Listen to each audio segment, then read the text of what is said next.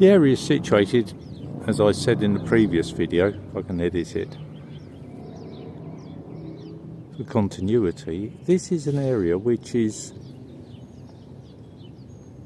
well, it was an area which is Fremont, and it's south of what was the embryonic Las Vegas. The stratosphere, the tall tower, is really the northernmost of what is called the Strip.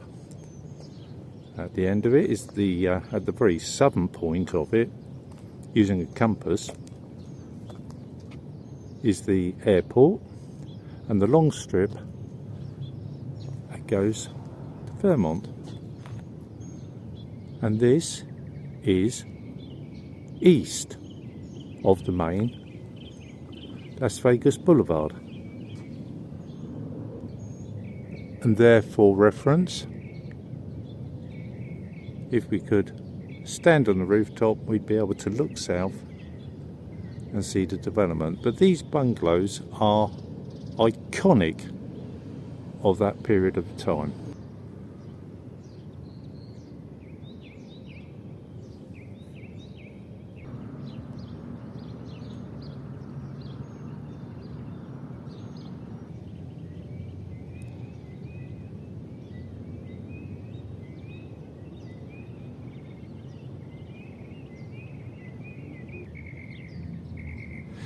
This is an alternative to lane block paving. These are slabs of concrete which are cast in place. Even the footway is cast with individual blocks, probably about 3 feet by 2 feet 6, with gaps between for the drainage of the water. Gaps are about 5 inches. You then have a very quick, easy, and they've used here synthetic grass, and the whole place is low maintenance. What a clever idea. Might not be aesthetically to what everyone aspires to, but it certainly gets over the problem of maintenance with a modernistic type look, if you were that way inclined. Rather futuristic type, almost sci-fi type house. What I'm interested and intrigued is the carport. Whereas they're usually small and miserable in the UK, here they're more extravagant for at least 2 cars, very large cars actually. Sort of taking into account the period in which the properties were designed, which I think are in the 50s and 60s, so the cars were extravagantly large. But the carport can double as a living area, which is annexed to the property. So it creates an outdoor space which is sheltered from the sun or the rain and can be used for barbecues. And that is something which is not really incorporated. They're called a patio, which is really doesn't have any use apart from when the weather is good and you step outside or you have a view of the garden.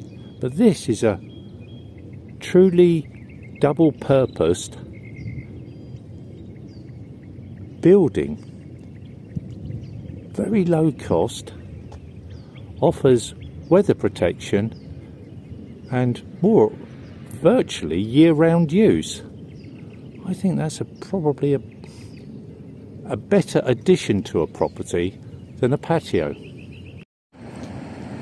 The roofing on this is original, and it's what you might call a clinker roof. It's rather like, how can I describe, barge board in a longer length which is overlapped in 2 tiers, so they overlap, and the curvature when it's laid, the rings are so that it in effect causes a convex, as it dries it's convex, so the water doesn't run off the edge, it runs down the centre, if you follow what I mean. It's interesting because this is prevalent in Eastern Europe, and of course it's been taken over here. The thickness of these clinkers can be 1 inch, and the width is possibly about 6 inches wide, and they're overlapped in such a way, almost as tiling. You're using wood instead of tiles. It's very interesting that this roof remains. It's one I've not seen any other roof in this area. They've all been replaced, but this is a very interesting example. Very historic roof, and look how it's aged. Remarkable, isn't it? So it's got to be at least 60 years old and possibly older. Fantastic property.